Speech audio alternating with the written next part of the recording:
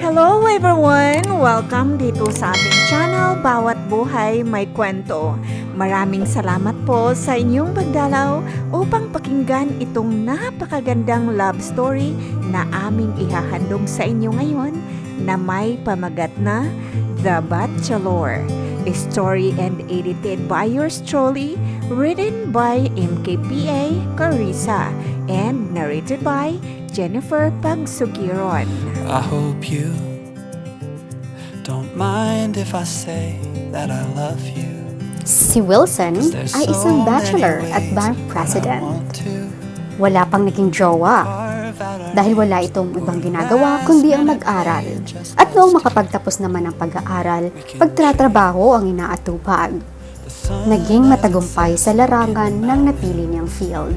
Si Carissa, vice-presidente ng bangko. 32 years old, happy-go-lucky.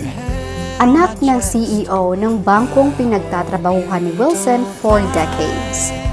Nakukuha ni Carissa lahat ng maibigan nito, lalo na pagdating sa lalaki. Mabilis pa ito sa alas 4 kung ituring ng mga kakilala nito. Magandang umaga, sir! Bati ni Carissa kay Wilson. Ngunit tango lamang ang itinugon nito sa dalaga. Ang sungit-sungit talaga niya. No wonder why wala siyang asawa. Hindi talaga siya maiibigan ng mga babae dahil bukod sa napakasuplado, stricto pa. Bulong ni Carissa sa kanyang assistant. Ganyan talaga yan si Sir, ma'am. Tutok kasi yan sa trabaho. Pero sabi ng kanyang personal assistant, mabait po yan at joker nga daw eh. Baka bad mood lang ngayon. Saad ni Mabel, assistant ni Carissa. Ganun ba? Simula kasi nung dumating ako dito, hindi niya naman ako nginitian. Kahit abot tenga ang iting ibinigay ko sa kanya. Pangit ba ako, Mabel? Mulagat ang mata na tanong ni Carissa sa kanyang secretary. Siraulo ang magsasabing pangit kayo, ma'am. Dahil napakaganda niyo po, inside and out. Nakangiting tugon ni Mabel. Mabel, tingnan natin kung hanggang saan ang pagsisimangot niya sa akin. Hindi niya ako maiiwasan dahil ako ang kanyang vice-presidente. Nakangising sabi ni Carissa. Oy, ma'am, wag mong sabihin type mo si Sir Wilson ha, kasing edad lang yun ng daddy mo. Natatawang turan ni Mabel. Ano ka ba, Mabel? Di ba pwedeng gusto ko lang na maging malapit kami sa isa't isa dahil siya yung presidente at ako naman ang vice president? Diba? Pilyang tugon nito. Siguraduhin niyo lang po yan, ma'am ha, kasi para may maitim kayong binabalak eh. Ayon pa kay Mabel. Bumalik ka na nga sa trabaho mo, utos ni Carissa na kanyang naiirita sa pangungulit sa kanya ni Mabel. Habang busy naman si Wilson ay nagulat ito nang biglang bumukas ang pintuan ng kanyang opisina. Kaya't napalingon ito. Sabay tayo noong makita niya ang kanyang panauhin. Oh, pare, kamusta? Tanong ni Wilson sa bisita. Grabe naman pare, kahit may edad ka na, ang bilis pa rin ng senses mo. Biro ng kanyang kaibigang si Anton. Napadalaw ka ata. Maupo ka dito. Pagyaya ni Wilson kay Anton sabay turo sa upuan. Andito lang naman ako upang kamustahin ang pinakamatalik kong kaibigan na hanggang ngayon ay wala pa ring nobya o asawa. Natatawang saad ni Anton. Kaya't nalungkot bigla ang mukha ni Wilson. Ano ka ba naman pare? Sadyang wala lang talaga akong mahanap ng matinong babae. At sa edad kong ito, mahirap na makahanap ng babaeng mamahalin ka ng tunay. Alam mo naman siguro ang edad natin.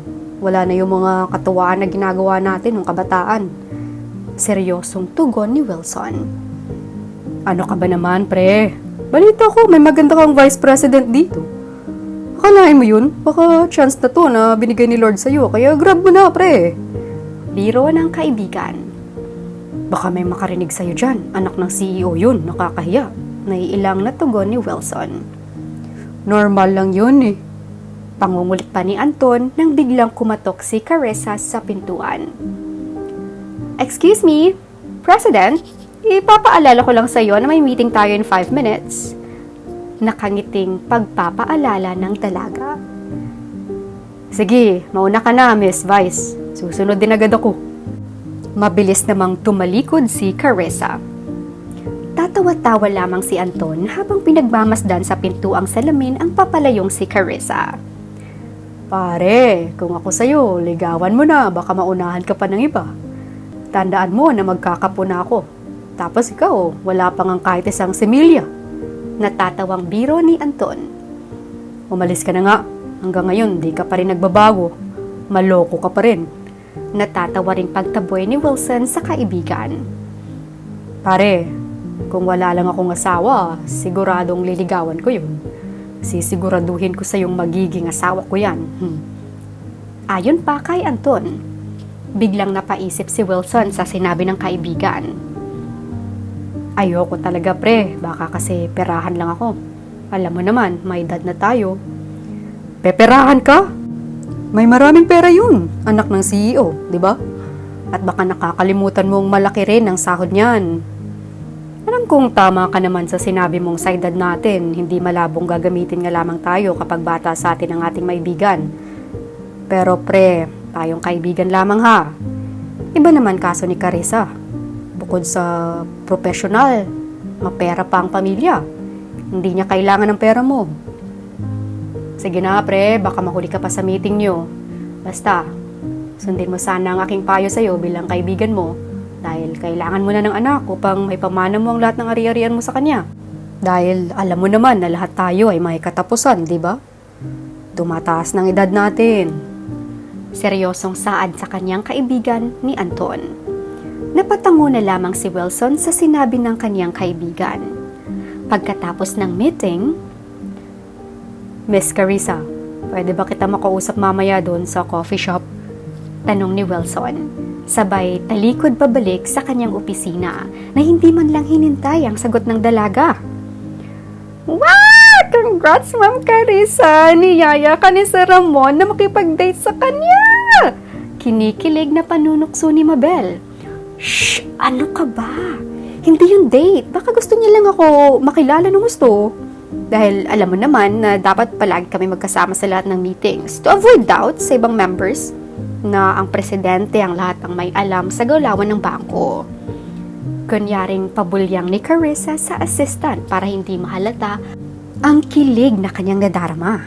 Asus, Ma'am Carissa, date yun. Sadyang hindi lang siguro alam ni Sir Ramon ang salitang date. Alam mo na, may edad na. Natatawang pabirong sabi ni Mabel. Mabel, bibig mo, gusto mo bang mawala ng trabaho? Ay, ayoko mawala ng work, ma'am. Basta ma'am, napakaswerte mo talaga kapag ikaw ang mapapangasawa ni Sir Ramon dahil mabait at siguradong siseryosuhin ka nun. Huling hirit ni Mabel, kaya't napatawa na lamang si Carissa. Oo na, bumalik ka na sa trabaho mo bago ka marinig ng presidente at masisante ka pa. Mando ni Carissa. Noong mawala na si Mabel sa kanyang harapan, napaisip ang dalaga at biglang may pumasok na kalokohan sa kanyang isipan. Hindi na rin naman masama kung aakitin ko ang Wilson na yon. Tingnan ko lang kung uubra ba ang karisma ko sa kanya. Mahinang pagsasalita nitong mag-isa na may kasama pang pilyang ngiti. Ilang oras lang ang nakalipas. Miss Carissa, can we go now? Nagulat ang dalaga sa kanyang narinig. Hindi niya kasi namalayang may tao na pala na nakapasok sa kanyang opisina. Nakatalikod kasi siya no mga panahong iyon. Nagulat ba kita? Pasensya ka na. Pagpapaumanhin ni Wilson. Medyo alangang tawa na tugon ng dalaga. Ready? Tanong muli ni Wilson. Yes sir, maiksing tugon ni Carissa. Nagpasiuna na ng lakad si Wilson. Nakasunod naman si Carissa na napalingon sa kanyang secretary na malapad ang ngiting nakatingin sa kanya na tila ba nanunukso ito. Goro ma'am, kaya mo yan! Iyon ang nabasa ni Carissa sa bibig ni Mabel na pasenyas na tumaboy sa kanya. Napaupo bigla si Mabel noong mapansin niyang napalingon ang kanilang presidente. Napansin din naman ni Carissa, kaya pinamulahan ito ng pisngi sa pag-aakalang kanina pa sila pinagmamasdan ni Wilson. Habang nag-aantay ng kanilang order, kaya kita dinala dito ay para masigurado ko kung okay lang ba sa'yo na lagi kitang kasama sa lahat ng meeting or transactions at business seminar. Seryosong sabi ni Wilson. No problem at all, sir. Maiksing tugon ng dalaga.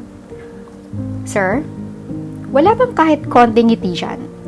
Bulong ni Carissa sa kanyang sarili habang nakatitig kay Wilson.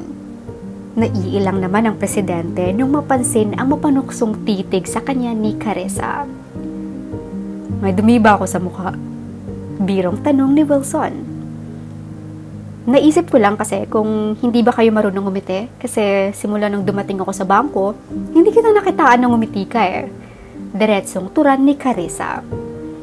Well, don't judge the book by its cover. Tugon ni Wilson sabay kindat sa dalaga. Oy, sir, bumabagets ka na ha? May alam ka pang ganyan. Biro ni Carissa. Kailangan ko matutunan yan para naman makasabay ako sa iyo, Miss Vice President. Alam mo, sir, mas pogi at mas bata kang tingnan kapag nakangiti ka at nakatawa. Hindi na naitago ni Carissa ang kanyang kilig. Talaga ba? Wag mong sabihin may gusto ka sa akin. Batong biro ni Wilson. Actually, sir, hindi naman mahirap magkagusto sa'yo. Marami nga diyang babaeng atat na mapansin mo. Ikaw pa na maraming achievement in life kahit na may edad na. Pero di naman halata dahil bagets na bagets. Lalong pumupogi kapag nakangiti. Saad ni Carissa. Ngunit bigla na lamang niya natakpan ng kanyang bibig dahil sa kanyang mga pinagsasabi. Haha, nasabi mo na, kaya wala nang bawian. Natatawang wika ni Wilson. Habang si Carissa naman ay nagmukhang kamatis dahil sa sobrang pula ng kanyang mga pisngi dahil sa hiya. Hindi siya makagalaw at ang tanging naririnig niya lamang ay ang mga tawa ni Wilson. Lord, sana lamunin ako ng lupa. Bulong na lamang ni Carissa sa kanyang isipan. Nang biglang nagring ang phone na hawak ni Wilson. Yes, hello? Bungad nito sa tumatawag. Miss Vice, aalis na muna ako. Importante lang. Pasensya ka na talaga. Pagpapaumanhin ni Wilson. Ay, no problem sir. Marami pa din namang time na makakapag-usap tayo. Nakangiting tugon ng dalaga. Nung makaalis si Wilson ay tila nakahinga ng maluwag ang dalaga. Wow, nakakahiya ka talaga, Carissa. Ba't mo yun nasabi agad? Pagmamaktol nito sa kanyang isipan. Pero wala siyang nagawa dahil sa huli na nang ma-realize niya ang kanyang mga sinasabi. Habang si Wilson naman ay lumabas ng nakangiti dahil di niya akalain na makausap niya ang dalaga kahit saglit lang. Masaya din pala makipag-usap sa isang babae. Paano kaya kapag makanobya na ako? Tanong ni Wilson sa kanyang isipan. Pero agad ding umiba ang timpla ng kanyang mukha. Yes. Ano ka na naman, Wilson? Mag-focus ka nga sa trabaho mo. Nag-usap lang kayo dahil sa trabaho. Trabaho lang, walang personalan. Kastigo nito sa kanyang sarili. Simula noon, lagi na silang magkasama araw-araw, kaya napalapit na sila sa isa't isa. Isang araw, masayang nag-uusap ang dalawa sa loob ng opisina ni Wilson. Nahinto ang kanilang pagtatawanan nang bigla na lamang bumukas ang pinto at inuluwa ang kanyang kaibigan na si Rich. Mukhang wrong timing ata ako Panimula ni Rich, na nagpapula sa mga pisngi ng dalaga kaya bigla itong nakapagpaalam. Alis muna ako sir baka importante ang inyong pag-uusapan. Ayon pa kay Carissa. Talagang importante ito, Miss Vice, kasi maraming kailangan sabihin sa akin ng aking kaibigan ukol sa inyong dalawa. Maloko ang ngiti na sabi ni Rich, na lalong nagpapula sa mukha ng dalaga, kaya nagmamadali na itong lumabas. Si Wilson naman ay uminit rin ang mga tenga. Akala ko ba walang something sa inyo? Bakit kung makapagtawa kayo ay mukhang mag-asawa? Panunukso ni Rich ng may ngiting nakakaloko. Wala lang yun, nag-uusap lamang kami ukol sa trabaho. Alam mo naman na napagdesisyon na ng board of members na dapat palagi kami magkasama. Walang personalan, trabaho lang. Ani ni Wilson na tili kinakabahan dahil sa mapanuring tingin ng kanyang kaibigan. Talaga lang ba Naku Wilson, aking kaibigan. Hindi na tayo bata. At alam ko na yan dahil minsan ko na rin yan naranasan. In denial ang tawag sa stage mo na yan at take note Di mo alam kasi di mo pa naranasan ng ganyan. Ngayon pa lang, nakakalokong biro ni Rich na hindi talaga pre. Sadyang trabaho lang talaga yun at yun na yun. Kunot noong depensa ni Wilson sa kanyang sarili. Sabi mo yan basta alam ko na rin kayo ang magkakatuluyan. Patuloy ang panunokso ni Rich. Bakit ka nga ba naparito? Hindi ka man lang nagpasabi kumatok sa pintuang yan. Tanong ni Wilson. Ay oo, muntik ko nang makalimutan. Anyayahan ko sana kayo na pumunta bukas sa debut ng aking nag-iisang unikaihan na po. At gusto ko sana na kayo ang mag-partner ni Miss Vice upang mapamukha mo sa akin na trabaho lang at walang personalan. Nakangiting turan ni Rich na tila ba gustong kulitin pa ang kaibigan. Okay, fine. Agarang tugon ni Wilson. May gusto nga ba talaga ako sa batang yun? Paano nga kung ligawan ko? Sasagutin niya kaya ako? At kung sakaling sagutin niya ako, hindi niya kaya ako ipagpalit sa ibang mas bata pagdating ng panahon? Pangangambang tanong ni Wilson sa kanyang sarili. Saka ko na lang problemahan ang bagay na yan kapag kami na at pinagpalit na niya ako. Ang problemahan ko muna ngayon kung paano ko siya maimbitahan para bukas sa debut ng apo ni Rich. Nailing nakausap ni Wilson ang kanyang sarili. Sabay dial ng number ng kanyang sekretary. Papuntahin mo nga dito si Carissa. Utos nito sa kanyang sekretarya. Sir, nakita ko pong umalis si Miss Carissa na nagmamadali nga po yun eh. Napakunot ang noon ni Wilson. Saan ang punta? Hindi ko po alam sir, pero wag po kayo mag-alala. Sasabihan ko po si Mabel na papuntahin ka agad dyan si Miss Carissa pagkabalik po. Agoy ma'am, pinapapunta po kayo ni President sa kanyang opisina. Sa pagkakaalam ko, nag-iba daw ang tingin nun nung nalamang umalis ka. Bakit naman kasi hindi kayo nagpaalam sa kanya ma'am? Pagbibiro ni Mabel na tila kinikilig pa. Bakit daw? Ano bang kailangan niya sa akin? Nagtatakang tanong ng dalaga. Na-miss po kayo. Ikaw talaga Mabel, puro kakalukohan. Gusto mong mawala ng trabaho. Kunwaring pairap pa na sabi ni Carissa na halata naman na kahit siya ay kinikilig rin. Ay, ayaw po ma'am. Sige po, magtatrabaho na po ako. Marami pa kasi itong kailangan kong tapusin. Pakagat-labing tugon ni Mabel. Ngunit pangiti naman ito noong makitang mabilis na nagtungo si Carissa sa opisina ng presidente. Kumatok si Carissa sa pintuan. Ngunit hindi ito sumagot kaya kusa nang pumasok ang dalaga. Pinapatawag niyo daw po ako, sir. Yes. Ask sana ako ng favor sa iyo kung papayag ka. Tila nagmamakaawan na tanong nito sa dalaga. Ay, naku sir, sabihin mo muna kung anong favor yung kakailangan niyo sa akin. Mahirap namang umuha ko kagad. Nakangiting turan ni Carissa. I-date sana kita bukas sa debut party ng apo ni Rich.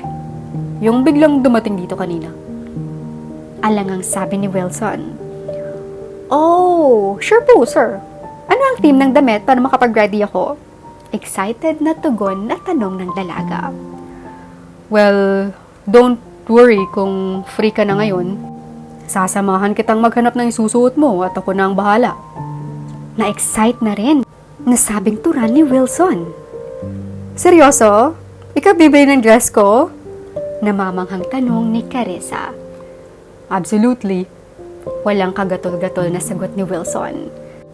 Siya nga pala, after natin makabili ng damit mo, samahan mo rin sana akong bumili ng gift para sa debutant. Wala kasi akong alam kung ano ang nais ng mga babae, lalo ng isang 18 years old. Nahihiyang saad ni Wilson. Sure sir, kahit ngayon na tayo magpunta ng mall. Excited na turan ni Carissa. Kaya't biglang itinigil ni Wilson ang kanyang ginagawa at nagmamadali na ding lumabas ng opisina, hila-hila ang dalaga. Noong pauwi na sila, nakakahiya naman sir, ikaw pa ang nagbayad ng damit ko. Kaya ko namang bayaran to. I know that, but this is my way of thanking you dahil sasamahan mo ako bukas. Nakangiting tugon ni Wilson. Saan ka ba nakatira? Ihatid na lamang kita kasi gumagabi na. Seryosong offer ni Wilson. Ay, wag na sir. Pasusundo na lang ako sa driver ko. I insist. Diretsong nakatitig si Wilson sa dalaga kaya napilitan na lamang itong magpahatid. Nang makarating na sila ng bahay ng dalaga, agad rin naman nagpaalam si Wilson. Basta susunduin kita bukas ha. Maghapon ang ating mga meeting bukas. Paalala ni Wilson sa dalaga. Okay lang sir. Andyan naman si Andy na magdadrive para sa akin. Kita na lang tayo dun sa office. Pagkaalis ni Wilson, oh my gosh! Ako yata ang nahuhulog sa taong yun. Mukhang this time, hindi umubra ang aking pagnanais na maipasok siya sa aking bulsa. Kinagabihan, pagkatapos ng trabaho ay nagready na ang dalaga. Naglagay ito ng light makeup sa kanyang mga pisngi. Wow! Ako ba talaga to? Tila naman mukha na din akong bata dahil dito. Napangiting bulong ni Carissa sa kanyang sarili nang makita ang kanyang sarili sa salamin. Nag-enjoy pa siya sa kanyang kagandahan nang bigla na lamang nakarinig siya ng busina ng sasakyan. No wonder kung sino yon dahil walang ibang susundo sa kanya kundi si Wilson. Buti na lamang at maaga siyang nag-ayos, kundi baka maghintay pa ng ilang oras ang kanyang hari. Nang makababa na siya ay agad siyang binuksan ni Wilson ng pintuan ng sasakyan. Noong makarating sila sa kanilang pupuntahan, ay biglang sumalubong ang kaibigan ni Wilson. Look who's here! At finally, ang pihika namin kaibigan, may asawa na? Bakit hindi namin alam? Panunukso ni Charles, kaibigan ni Wilson na galing ibang bansa. Pare, hindi ko siya asawa. Siya ang aking vice president, si Carissa Reckman. Anak ng aking CEO. Tugon ni Wilson sabay baling ng paningin kay Carissa. Pagpasensyahan mo na sila at ikaw ang napagtripan, bulong-bulong nito sa dalaga. Pagkadaan ng ilang minuto ay sinimulan na din ang party. Lahat ng tao ay nagsasaya at naibigay na din ni Wilson ang kanyang regalo sa debutant. Napainom na rin naman si Wilson at Carissa at medyo lasing na ang mga ito. Nang matapos na ang event ay agad na nagpaalam ang dalawa. Uy pare, sigurado ba kayo na makakauwi pa kayo? Medyo malayo-layo pa nga niyong bibiyahin. Mukhang may tama na kayo ng alak, delikado. Pwede din naman kayong magpalipas ng gabi dito. Nangangambang turan ni Rich. Nako Sir Rich, may importante pa kasi kaming gagawin bukas eh. Opo kayong mag-alala, kaya po namin ang sarili namin. Si Carissa na ang sumagot. Kaya ko pa namang mag-drive at hindi naman ako lasing pare. Kahit tolerance. Baka nakakalimutan mo. Nakangiting sabat naman ni Wilson kung kaya't walang nagawa ang kanyang mga kaibigan kundi ang payagan na lang ang dalawa. Habang nagbabiyahe sina Wilson at Carissa, bigla na lamang tumigil ang sasakyan. What the? Biglang sambit ng dalaga. Oh no! Bakit hindi ko man lang napansin na wala na pala tayong gas? Kunot noong wika ni Wilson sabay tapik ng kanyang noo. Hala, medyo madilim pa naman at wala akong nakikitang bahay na malapit dito. At wala pa talagang signal. Oh my God! Paano na tayo marirescue dito? Nag-aalalang sabi ni Carissa. Well, dito na lamang tayo magpalipas ng gabi. Kalmadong sabi ni Wilson. Wait, where do you think you're going? Iiwanan mo ka dito? Tanong ng dalaga nung akma ng bababa si Wilson. Titingnan ko lang kung may malapit na gasolinahan dito. Sir, di ba nga wala akong nakikita? Gasolinahan pa kaya? Huwag mo nga akong iwan dito. Nahihilo na ako. Sandali. Okay ka lang ba? Halika dito. Sasamahan kita sa backseat para mas komportable kang makahiga. Pwede kasi yan sa likod maging higaan. Suwestyon ni Wilson sabay alalay sa dalaga.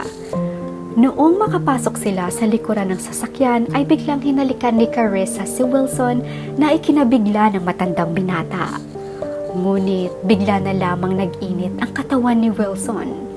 Kung kaya't mas mainit na halik ang iginanti niya sa dalaga. Lalong nagliyab ang damdamin ni Carissa hanggang sa tuluyan na nilang maakit ang isa't isa. Nakatulog ang dalawa sa sobrang pagod ng kanilang ginawa. Nang bigla silang naalimpungatan noong marinig nila ang tunog ng sasakyang paparating sa kanilang kinaroroonan. Dali-dali silang bumangon para makahingi ng tulong. Ngunit bigla rin silang nagkatitigan dahil wala pa silang saplot, kaya nagmamadali nilang isunuot ang kanilang mga kasuotan. Simula noong araw na iyon ay hindi na masyadong nagkikibuan ang dalawa. Walang gustong mauna upang pag-usapan ang mga nangyari sa kanila sa kotse ilang buwan nang nakalipas. Isang araw after ng kanilang meeting.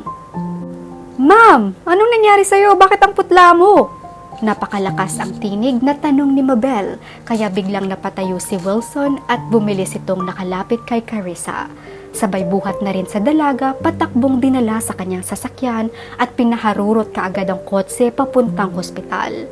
Palakad-lakad si Wilson sa waiting area ng hospital habang naghihintay sa paglabas ng doktor. "Wilson?" Tawag pansin ng doktor. "Dok, kamusta siya?" "Well, okay naman siya. Magiging tatay ka na." "Pambihira, hindi ko man lang nalaman na nag-asawa ka na pala.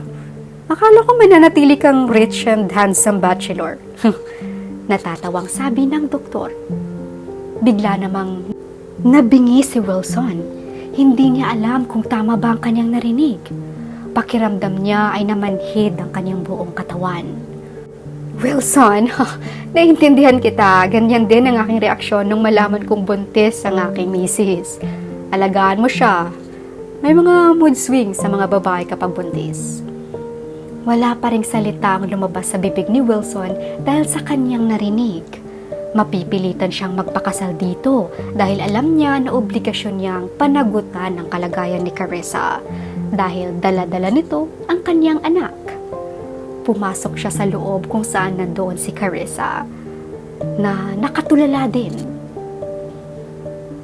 I am so sorry. Papakasalan kita. Promise." Saad ni Wilson. Dahil sa narinig, napaiyak si Carissa. "Hindi tayo magkasintahan, Wilson. Tapos magpapakasal ka agad." Noong nalaman ng mga kaibigan ni Wilson na magandang balita, ay napasugod ng mga ito sa opisina ni Wilson. "Pre, congrats! Sa wakas, may anak ka na!" Natutuwang saad ng mga kaibigan. "Mga pare, di pa ako ready pero kailangan kong pakasalan si Carissa dahil anak ko ang dinadala niya. At matututunan ko din naman siyang mahalin, di ba?" "Oo, mahal ko siya. Pero natatakot ako sa commitment." Simple lang ang naging kasal ng dalawa. Hindi man plinano ang kasalang ito, ngunit ipinapangako ni Wilson na maging mabuting asawa ito kay Carissa. At noong lumaki na ang tiyan ni Carissa, pinatigil na ito ni Wilson sa pagtatrabaho. Wala namang mapagsidlan ng kasiyahan ang puso ni Wilson noong dumating na ang kapanganakan ni Carissa, lalo na't lalaki ang kanilang unang anak. "Dok, okay lang ba maging ako?" tanong ni Wilson. "Huwag kang mag-alala, okay na okay ang mag-ina mo at pwede ka na pumasok sa kwarto niya." Lumipas ang taon na masaya naman ang pagsasama ng dalawa. Ngunit sa kabisihan ni Wilson, pakiramdam ni Carissa wala ng panahon ang asawa sa kanya. Isang araw, may nakilala itong lalaki sa isang park. Simula noon, lagi nang tinatagpo ni Carissa ang lalaki sa kung saan-saan. Minsan pa nga ay pumupunta ang lalaki sa kanilang tahanan, lalo na't wala lagi si Wilson. Isang araw, nakatanggap si Wilson ng litratong may kahalikang ibang lalaki ang kanyang asawa, kaya't galit na galit siyang umuwi ng kanilang bahay. "Carissa!" sigaw nito noong nakapagbaba na ng sasakyan. "Ipaliwanag mo nga sa akin ang litratong ito." Bulyaw ni Wilson. Di makapagsalita si Carissa sa gulat. "Sumagot ka!" saad ni Wilson. Sino nagpadala sa'yo niyan? Saan mo naman nakuha yan?" Utal-utal na tanong ni Carissa. "Huwag mo nang tanungin, basta ipaliwanag mo to. Malilintikan ka sa akin." Galit na saad ni Wilson. "Hinaan mo nga ang boses mo, baka marinig tayo ng bata, ano ka ba?" Mahinang boses ni Carissa. Sagutin mo ko. Nang didilat na ang mga mata ni Wilson. Kaibigan ko lang siya. Umalis na nga dito. Ikaw na nga yung walang oras sa amin, ikaw pang malakas ang loob na gumawa ng gulo. Inis na turan ni Carissa. Nang dahil doon ay palagi na silang nag-aaway mag-asawa.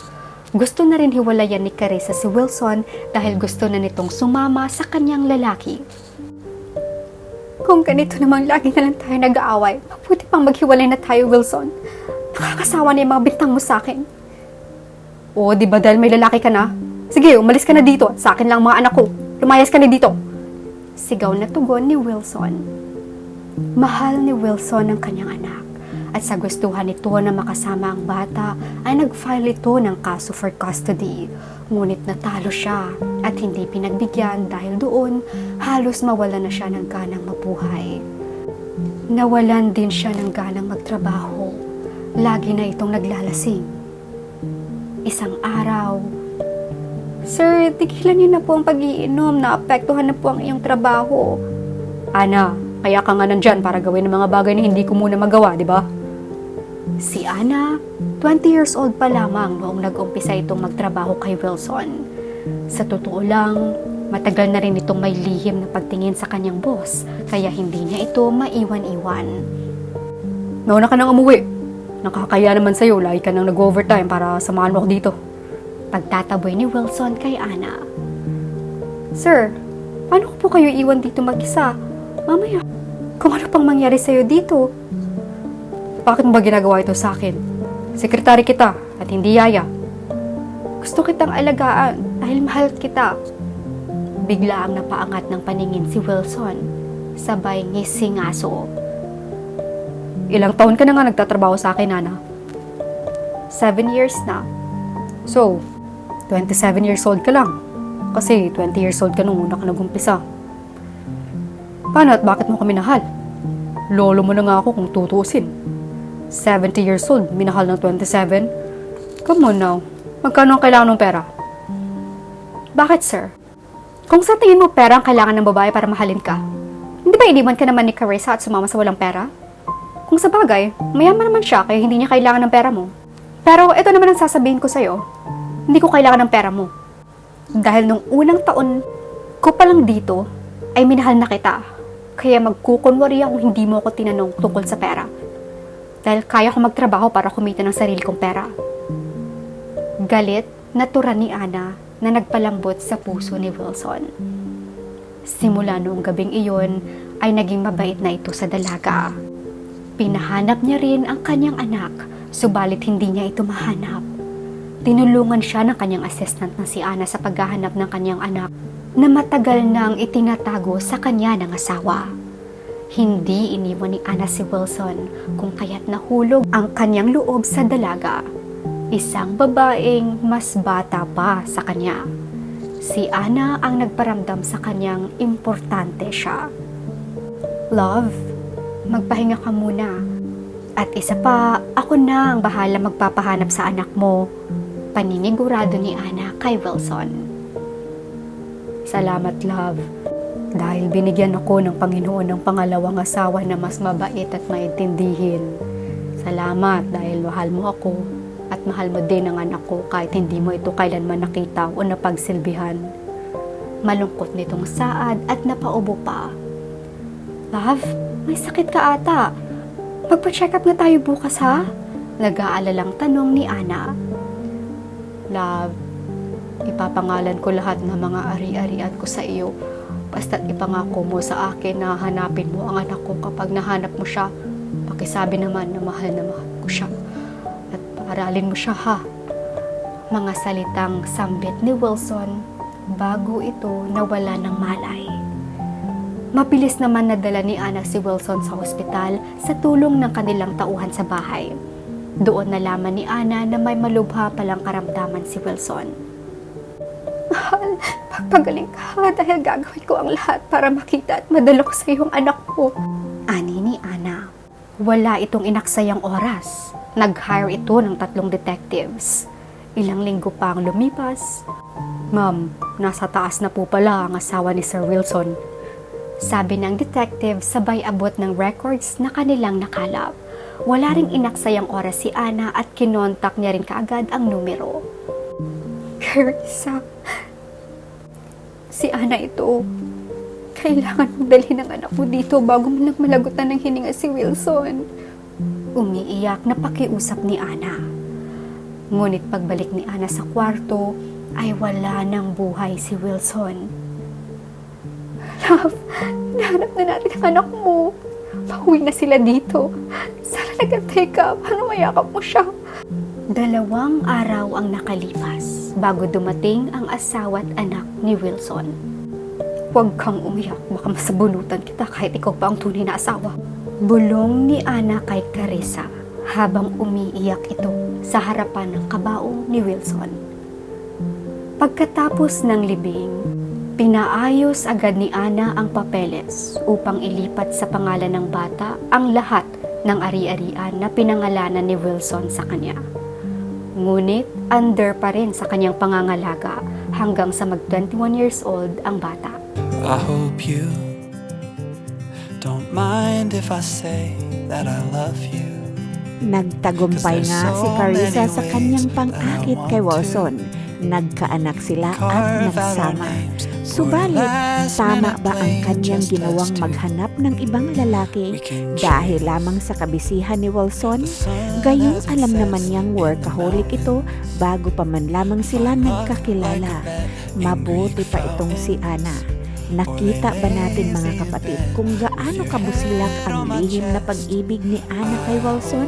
Inalagaan at inintindi niya ang lalaki at hindi niya ito iniwan hanggang huli. Hindi rin naman talaga natin masasabi mga kaibigan na porket bata ang nagmahal sa matanda ay pera lamang ang habol. Katulad na lamang ni Ana. Kahit ipinangalan lahat ni Wilson ang kanyang ari-arian sa kanya, ay hindi niya ito kinangkam. Bagkus, inilipat niya ito sa pangalan ng anak ni Wilson, ngunit tama rin ang kanyang ginawa na ayon sa kanyang pangangalaga hanggang sa umabot sa tamang edad ang bata. Mga kaibigan, maraming salamat po sa inyong suporta. At kung kayo po ay hindi ko pa subscribers, please subscribe na po kayo at pakiring na rin po ng bell para maging updated kayo sa ating mga new uploads. Tandaan po natin na bawat buhay may kwento. Sana po ay may natutuhan kayo sa kwento ng buhay pag-ibig ni Wilson, Carissa at Ana. Hanggang sa muli, paalam!